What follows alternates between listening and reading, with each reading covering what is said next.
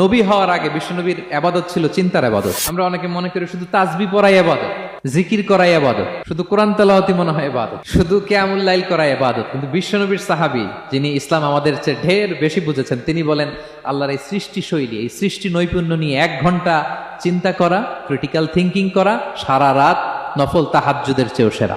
সূরা আলে ইমরানের 190 নম্বর আয়াতে আল্লাহ তাআলা বলেছেন, যারা আকাশ বাতাস পৃথিবী সৃষ্টি নিয়ে চিন্তা করে এবং সর্ব অবস্থায় আল্লাহ তাআলার জিকির করে, ওয়াতাফাক্কারুনা ফি খালকিস সামাওয়াতি ওয়াল আরদ, এবং তারা তাফাক্কুর করে, ক্রিটিক্যাল থিঙ্কিং করে, এবং তারা বলে মা খালাকতা হাযা বাতিলা, হে আল্লাহ তুমি অনর্থক কিছু সৃষ্টি করো নাই।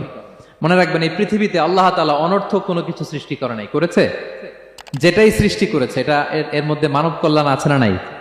আল্লাহ তাআলা আমাদের জন্য কল্যাণ রেখেছেন। এবং এই আয়াত যখন নাজিল হল, বিষ্ণু ঈসা ইসলাম বললেন, ওয়াইলুন লিমান কারাআহা ওয়া লাম ইয়াতাফাক্কার ফিহা, ধ্বংস তাদের জন্য যারা এই আয়াত তেলাওয়াত করে কিন্তু এই আয়াত নিয়ে চিন্তা করে না, গবেষণা করে না।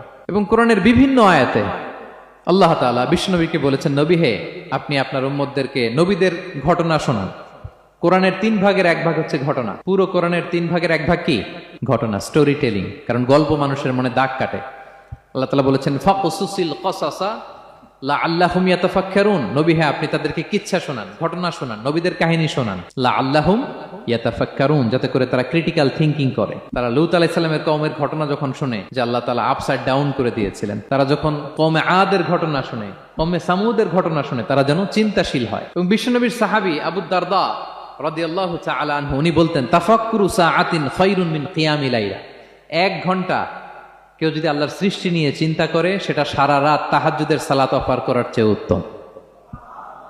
আমরা অনেকে মনে করি শুধু তাসবিহ পড়াই ইবাদত, জিকির করাই ইবাদত, শুধু কোরআন তেলাওয়াতই মনে হয় ইবাদত, শুধু কিয়ামুল লাইল করাই ইবাদত। কিন্তু বিশ্বনবীর সাহাবী, যিনি ইসলাম আমাদের চেয়ে ঢের বেশি বুঝেছেন, তিনি বলেন আল্লাহর এই সৃষ্টি শৈলী, এই সৃষ্টি নৈপুণ্য নিয়ে 1 ঘন্টা চিন্তা করা, ক্রিটিক্যাল থিঙ্কিং করা, সারা রাত নফল তাহাজ্জুদের চেয়েও সেরা।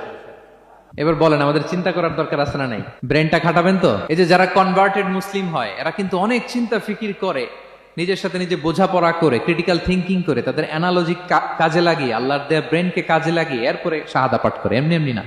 এই যে কিছুদিন আগে আমেরিকান এক পপ স্টার কালেমা পড়ছে না? আপনি জানেন একটা ধর্ম চেঞ্জ করা, একটা ফেইথ চেঞ্জ করা, এটা কত বড় সিদ্ধান্ত? হ্যাঁ, বাপদাদার ধর্ম, বয়স 30-40, এতদিন যে ধর্ম মানলাম, এটাকে চেঞ্জ করে নতুন ধর্মে কনভার্ট হয়, এটা কত বড় সিদ্ধান্ত? Could you imagine that? It's not a joke. নিজের সাথে নিজের অনেক বোঝাপড়া করতে হয়, তারা এই ক্রিটিক্যাল থিঙ্কিং করে। এবং বিষ্ণু ঈসা ইসলাম, উনি নবী হওয়ার আগেও এই চিন্তার ইবাদত করতেন।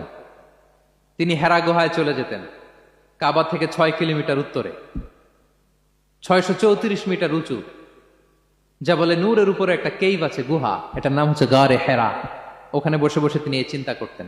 তার মানে নবী হওয়ার আগে বিশ্বনবীর ইবাদত ছিল চিন্তার ইবাদত। নবী হিসেবে অ্যাসাইন্ড হওয়ার আগে বিশ্বনবীর ইবাদত কি ছিল বলেন তো? নামাজ পড়া, কোরআন তেলাওয়াত করা। কোরআন তো নাজিলই হয় নাই, কোরআন তেলাওয়াত করবে কেমনে? তখন 6 মাস বসে বসে উনি ওখানে কি করেছেন বলেন? ধ্যানমগ্ন ছিলেন, তিনি চিন্তা করতেন। ওইটাই ছিল ওনার আধ্যাত্মিক শিক্ষায়তন। ওই নির্জন গুহার মধ্যে উনি যখন চিন্তায় মগ্ন ছিলেন, আল্লাহর সৃষ্টি শৈলী নিয়ে চিন্তা করতেন, ঠিক ওই মুহূর্তে, অন্তিম মুহূর্তে, ওই মাহেন্দ্রক্ষণে নাজিল হয়েছে ইকরা বিসমি রাব্বিকাল্লাযী খালাক, read in the name of your lord who has created, পড়ো তোমার প্রভুর নামে যিনি তোমাকে সৃষ্টি করেছেন, শিক্ষা দিয়েছেন। তাহলে সম্মানিত সুধী, ইসলামের সূচনা হয়েছিল, এটা বলা যায় ফাইনালি যে ইসলামের সূচনা হয়েছিল চিন্তার ইবাদতের মধ্য দিয়ে।